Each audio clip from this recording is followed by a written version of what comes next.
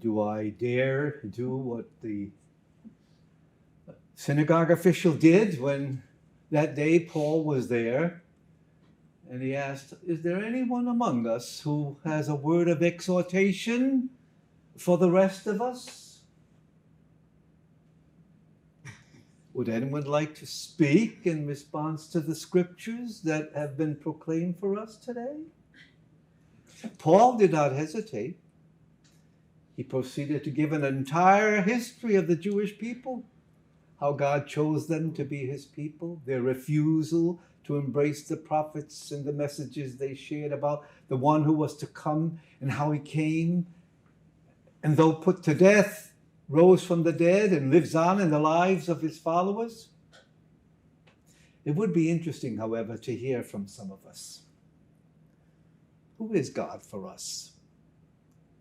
Some of us may even have a story to tell like Paul's story, a life that was fragile, flawed, and in many ways wrong about a lot of things, and yet he was still accepted and embraced by a merciful God.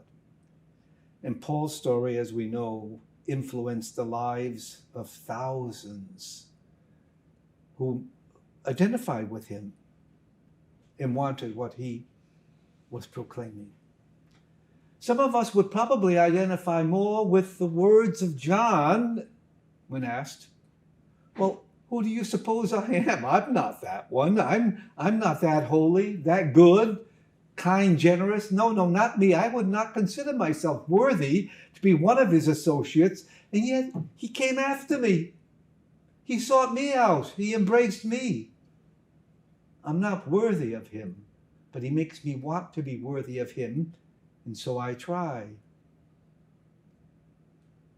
Others among us may speak probably and echo what we heard the psalmist say today. Forever I will sing the goodness of the Lord. He has loved me and freed me from our sins by his blood. Jesus himself had words of inspiration for us today.